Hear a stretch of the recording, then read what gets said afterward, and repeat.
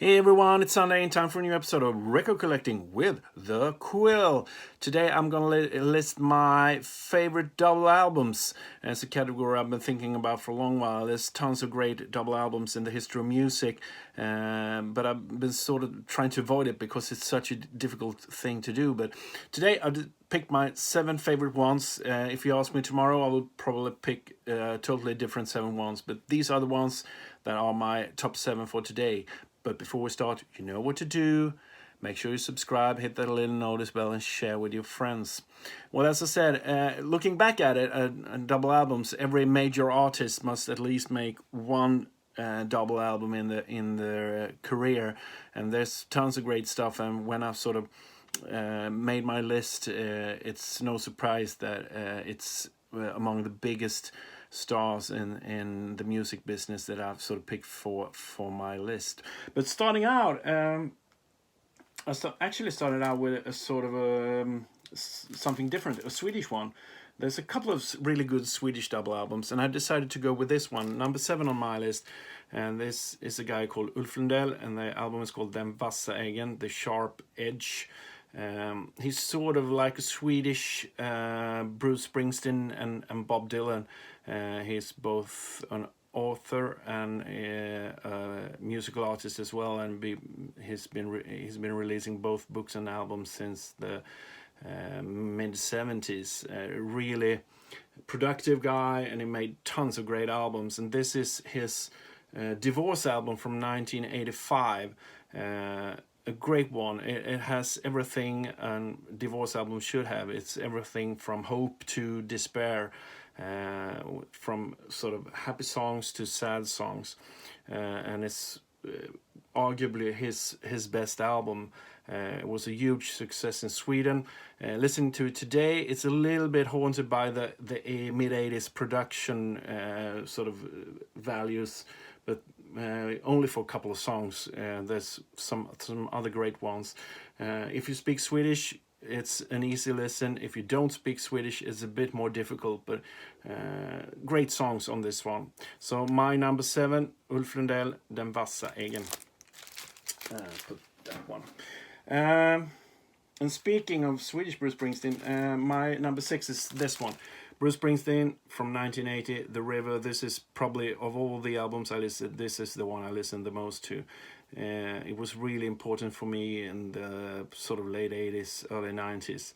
And it has, and I guess it sort of comes with the territory of double albums. You have everything, lights and shades. You have happier moments. You have sort of slower moments, and it's the nature of the double album. You can fit a lot of different stuff onto 2 discs instead of 1.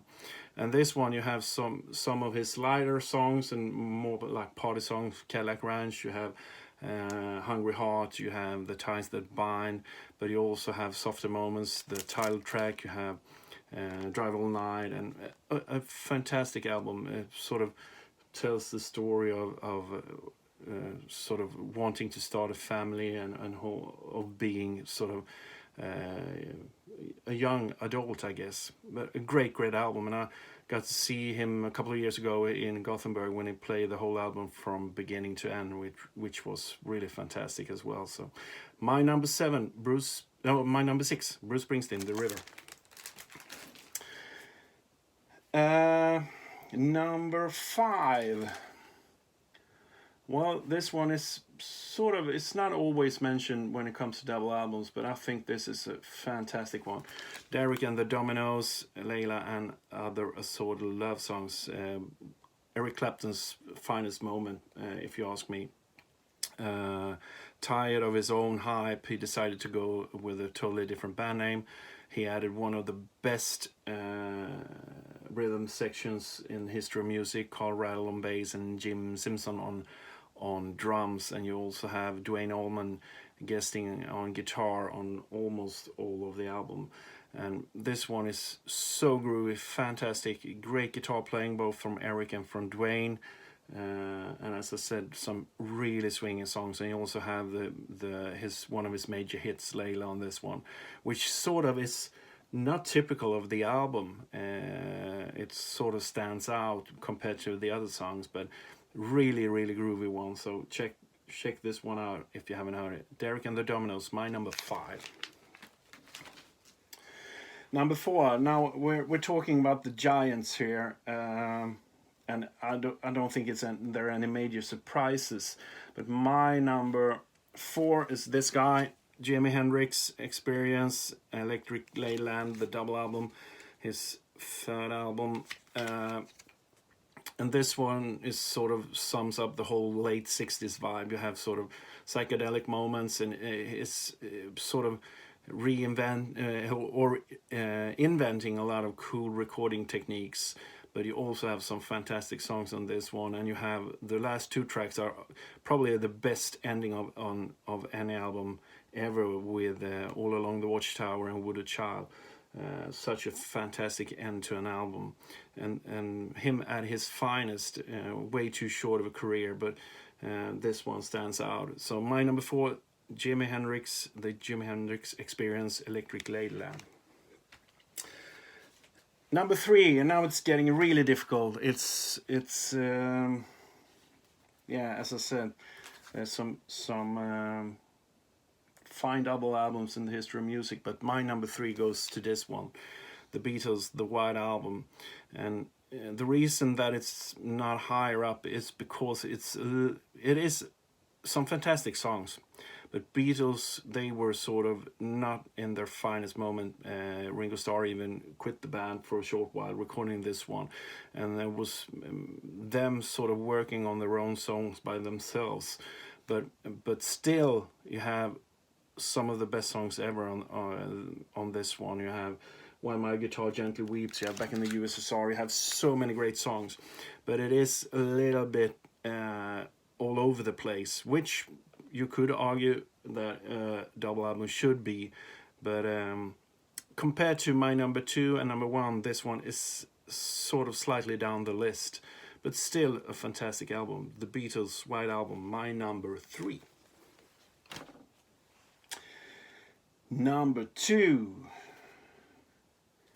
Well, no surprise, it's usually up there. Rolling Stones, Exile on Main Street. Them working in the south of France, trying to avoid paying taxes in their home UK. This is usually referred to as Keith. It's Keith's album.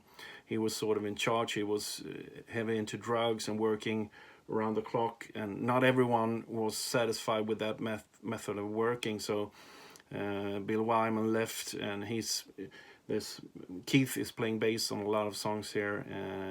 Charlie's not on drums on all tracks as well, but this is such a fine record. The whole vibe about the album is sort of what makes it, and some fantastic songwriting. It was a little bit debated when it was released, but you have songs like Tumbling Dice, All Down the Line. You have one of my favorite Stone songs ever, Shine a Light, with some fantastic Hammond organ by Billy. What's his name? Billy, not Cobham. That's the drummer. It's Billy Preston. Pardon my bad memory. But such a great album. It's rootsy, and compared to the Beatles album, which is everywhere. It's everywhere from nice pop songs to Helter Skelter and almost like vaudeville stuff. This is more blues, country, and it's sort of more an effort that sort of makes a better statement, I believe. So my number 2, Exile on Main Street, Rolling Stones. Now, bada bing, bada bing, bada bing. Number 1. Well, the guy who influenced everyone, and probably one of my all-time favorite albums, Bob Dylan, Blonde on Blonde. Sort of the quintessential double album, and one of the, as I said, one of the best albums ever. He influenced both Beatles, he influenced Stones, he influenced everyone, and his songwriting here is so great. his 3 albums from Bring It All Back Home to Highway 61 Revisited, and then he sort of matched them with a double album with great songs, great playing, recorded mostly in Nashville with a lot of Nashville